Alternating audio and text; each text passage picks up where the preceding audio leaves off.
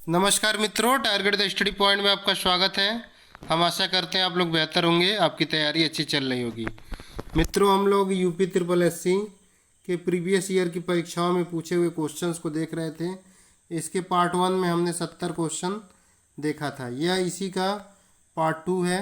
तो चलिए हम देखते हैं इसमें बिना देरी किए हुए। अगला क्वेश्चन क्या है? ताजमहल के सुलेखक मतलब कैलीग्राफर कौन थे? तो अमानत खां सिराजी थे। स्वतंत्रता सेनानियों भगत सिंह, सुखदेव, राजगुरु को फांसी कब दी गई? तो 23 मार्च 1931 ईस्वी को फांसी दे दी गई थी भगत सिंह, सुखदेव तथा राजगुरु को। यह तिथि बहुत महत्वपूर्ण है। और 29 मार्च 1931 को कांग्रेस का कराची अधिवेशन हुआ था। अगला क्वेश्चन देखिए, मार्ले मिंटो सुधार अधिनियम कब लाया गया? तो 1909 ईस्वी में लाया गया। पृथक निर्वाचन की व्यवस्था इसमें की गई थी और यही जो है भारत विभाजन का आधार बना। राजेंद्र प्रसाद ने कहा था कि मार्ले मिंटो सुधार अधिनियम भारत विभाजन का बीज है। हमारे शरीर को एमिनो एसिड किससे प्राप्त होता है? तो एमिनो एसिड का निर्माण जो है प्रोटीन के द्वारा होता है। अगला क्वेश्चन देखिए, किस विटामिन को एस्कॉर्बिक एसिड के नाम से जाना जाता है? तो विटामिन सी को एस्कॉर्बिक एसिड के नाम से जाना जाता है। खाना बनाते समय अत्यधिक ताप के कारण आसानी से नष्ट कौन हो जाता है? तो जो विटामिन सी है वह आसानी से नष्ट हो जाता है खाना बनाते समय। बैकेलाइट किस प्रकार का प्लास्टिक है? तो प्लास्टिक दो तरह के होते हैं, एक थर्मोप्लास्टिक, एक थर्मोसेटिंग प्लास्टिक। तो जो थर्मोसेटिंग प्लास्टिक होता है वह टूट जाता है, अधिक अगर उस पर दबाव डालेंगे तो वो टूट जाएगा। इसे बार बार जो है इस्तेमाल नहीं किया जा सकता है। इनको मनचाहा आकार सिर्फ एक ही बार में दिया जा सकता है। कुछ जो है थर्मोसेटिंग प्लास्टिक के उदाहरण है, बैकेलाइट है, इपॉक्सी रेसिन है, मेलामाइन है। ये सब थर्मोसेटिंग प्लास्टिक है। तो बैकेलाइट का ही पूछता है कि बैकेलाइट कैसा प्लास्टिक है? तो थर्मोसेटिंग है। इसको एक ही बार जो है गर्म करके इच्छित आकार दे सकते हैं। अगला देखिए, किसका निर्माण काठ की लुगदी वुड पल्प से किया जाता है? तो रेयान का निर्माण जो है काठ लुगदी वुड पल्प से किया जाता है।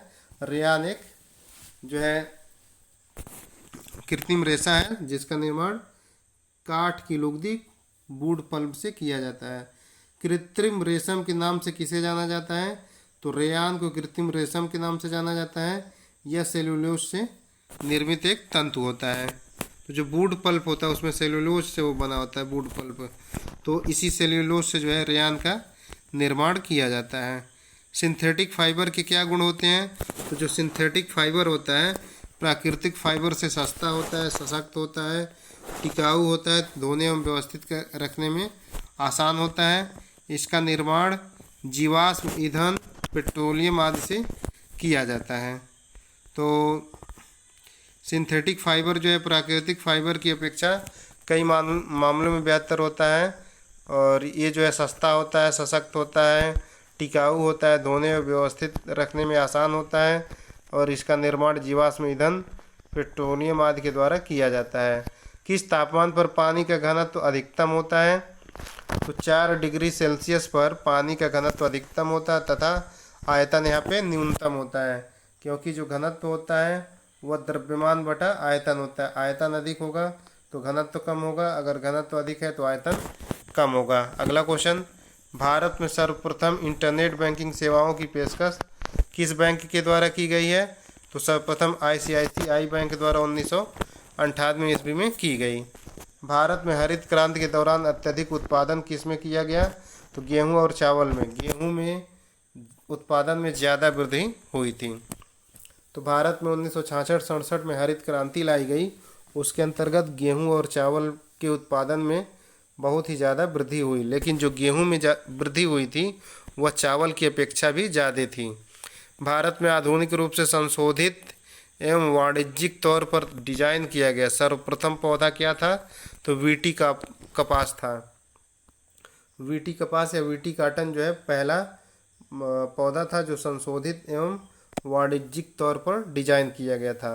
उत्तर प्रदेश का कौन सा जिला काली मिट्टी के बर्तन के लिए प्रसिद्ध है? तो आजमगढ़। मात्र यूपी में आजमगढ़ है जहाँ काली मिट्टी के बर्तन बनाए जाते हैं। अगला क्वेश्चन देखिए, उत्तर प्रदेश में शिशु मृत्यु दर क्या है? तो 32 प्रति हज़ार है। मध्य प्रदेश में 48 प्रति हज़ार है, जो शीर्ष पर है, पूरे देश में पहले नंबर राज्य पे है शिशु मृत्यु दर में। राधा जी का जन्म कहाँ हुआ? तो बरसाना में हुआ था। राधा जी के माता का नाम कृति तथा पिता का नाम वृषभान था। अगला क्वेश्चन देखिए, कृषि उत्पादों के लिए एक मार्ग का उपयोग कब से किया जा रहा है? तो जो कृषि उत्पाद होते हैं उन्हें एक मार्ग दिया जाता है और इसका प्रयोग 1937 ईस्वी में किया जाता है। और केंद्रीय एक मार्ग प्रयोगशाला जो है नागपुर में स्थित है, ये भी पूछता है।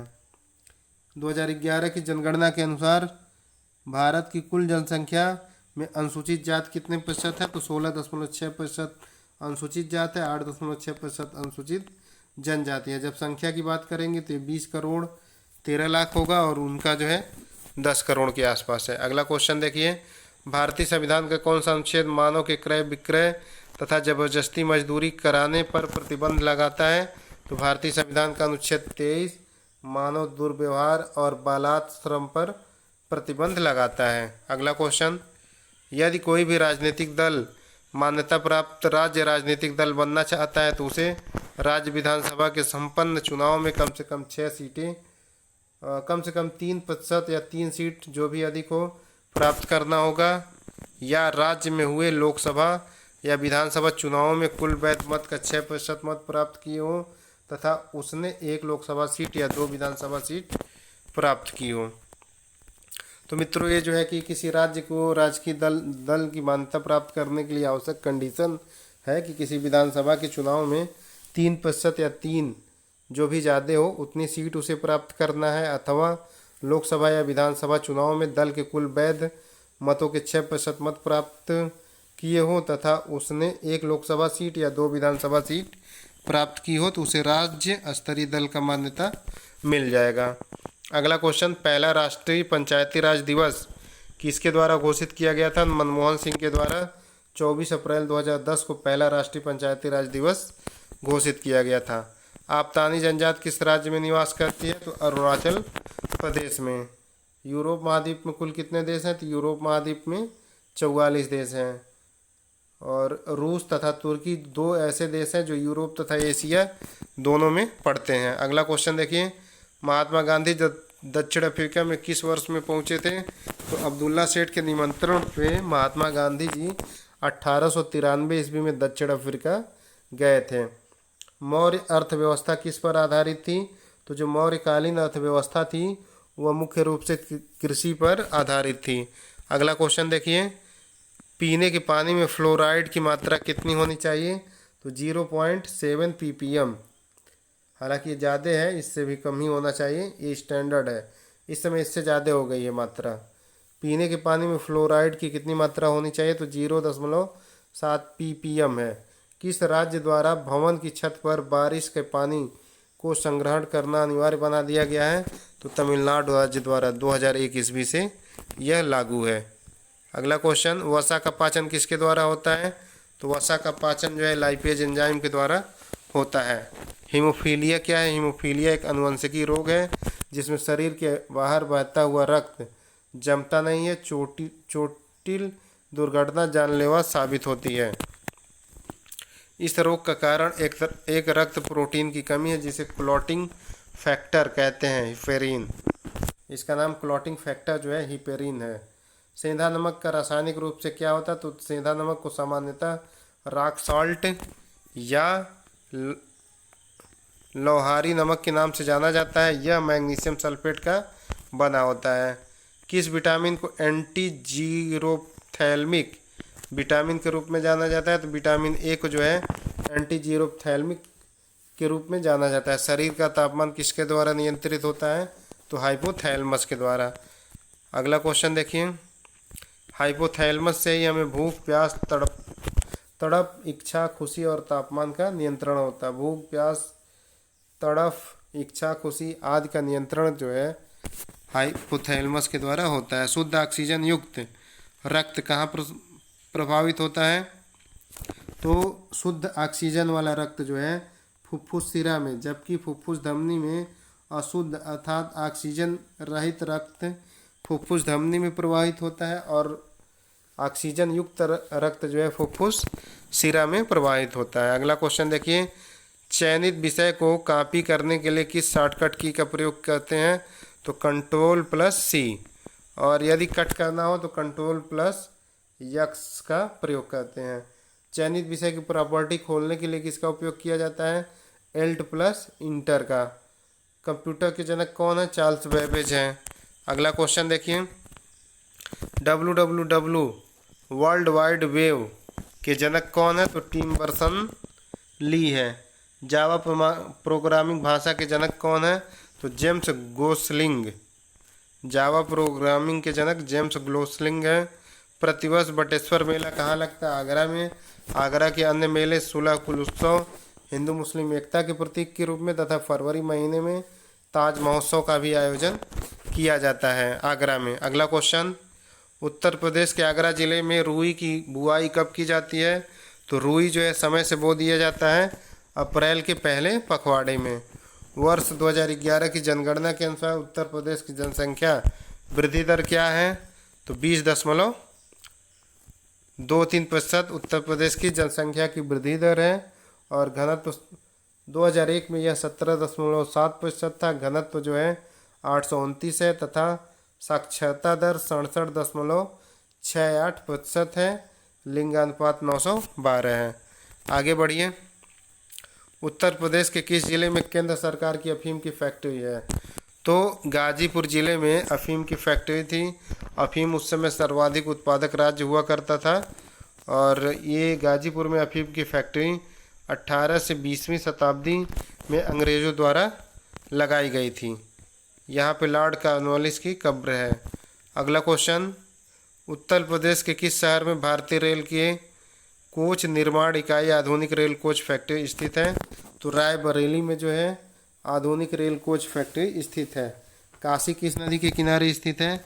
तो काशी हिंदू मुस्लिम बौद्ध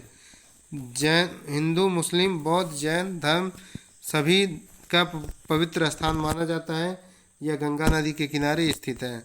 अगला क्वेश्चन, उत्तर प्रदेश के किस जिले में राजकीय एवं शिल्प महाविद्यालय स्थित है? तो लखनऊ में स्थित है। भारतेंदु नाट्य अकादमी कहाँ स्थित है? लखनऊ में स्थित है। इसकी स्थापना 1875 में हुई थी। अगला क्वेश्चन, उत्तर प्रदेश भाषा संस्थान कहाँ है? लखनऊ में है। भातखंडे संगीत संस्थान कहाँ है?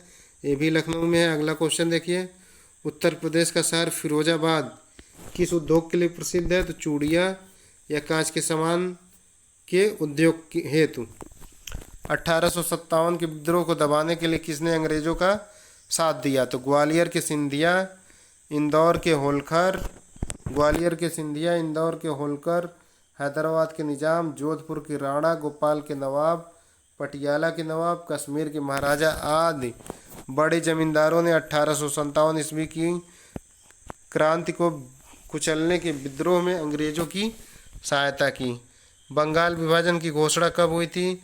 तो इसकी घोषणा 14 अगस्त 1905 ईस्वी को हो गई थी, लेकिन ये प्रभावी जो है 19 अक्टूबर 1919 को हुआ था। गदर आंदोलन के नेता कौन है? लाला हरदयाल हैं। अगला क्वेश्चन देखिए, महाराष्ट्र में महाड़ सत्याग्रह कब और किसके द्वारा शुरू किया गया? तो महाड़ सत्याग्रह का आरंभ डॉक्टर भीमराव अंबेडकर जी के द्वारा 9 मार्च 1924 ईस्वी को महाराष्ट्र राज्य के किताबा जिले के महान स्थान से किया।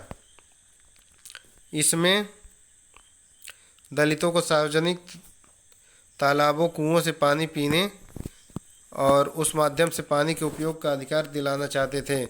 यह अंबेडकर का पहला अधिवेशन था। आगे देखिए, कौन सा अधिनियम मॉन्टेस्क्यू चेम्सफोर्ड सुधार पर आधारित है? तो भारत सरकार अधिनियम 1919 के अंतर्गत पहली बार प्रत्यक्ष चुनाव प्रणाली अपनाई गई है तथा प्रांतों में द्वैध शासन प्रणाली लागू की गई। मतलब प्रांत में जो है प्रत्यक्ष चुनाव प्रणाली अपनाई गई तथा प्रांत में जो है द्वैध शासन व्यवस्था लागू की गई। इस अधिनियम का मुख्य उद्देश्य भारतीय शासन में भारतीयों की भागीदारी को बढ़ाना है। भारतीय शासन में भारतीयों की भागीदारी को बढ़ाना है। अगला क्वेश्चन, जवाहरलाल नेहरू के नेतृत्व में मुस्लिम लीग अंतरिम सरकार में कब सम्मिलित हुई? तो 2 सितंबर 1946 को अंतरिम सरकार का गठन किया गया। जिसमें मुस्लिम लीग 26 अक्टूबर 1946 को शामिल हुई। अगला क्वेश्चन, कौन सी नदी खंभात की खाड़ी में गिरती है? तो साबरमती, माही, नर्मदा, ताप्ती। समानता जो है खंभात की खाड़ी में गिरेगी। अगला क्वेश्चन देखिए, मेघालय पठार की सबसे ऊंची चोटी क्या है? शिलांग है। अगला क्वेश्चन, 2011 की जनगणना के अनुसार किस राज्य में जनजातीय जनसंख्या नहीं है? तो हरि पंजाब में नहीं है ST, हिमा अरोड़ा नहीं है SC। अगला क्वेश्चन, भूटिया जनजाति कहाँ निवास करती है? यह सिक्किम में पाई जाती है, ऋतु प्रवास के लिए जानी जाती है। 2011 की जनगणना के अनुसार सर्वाधिक जनघनत्व कहाँ का है? तो बिहार का है, बिहार, बंगाल के UP, हरी। तो ठीक है मित्रों, ये जो है कि महत्वपूर्ण UP SSC की परीक्षा में पूर्व में पूछे हुए क्वेश्चंस थे। हम आशा करते हैं क्वेश्चंस आप लोगों को अच्छे लगे होंगे। अगर क्वेश्चन अच्छे लगते हैं तो प्लीज़ चैनल को लाइक, शेयर, सब्सक्राइब करिए। सब्सक्राइबर बढ़ाने की मुहिम एकदम कुंद पड़ गई है, इसको थोड़ा तेज करिए आप लोग। धन्यवाद दोस्तों।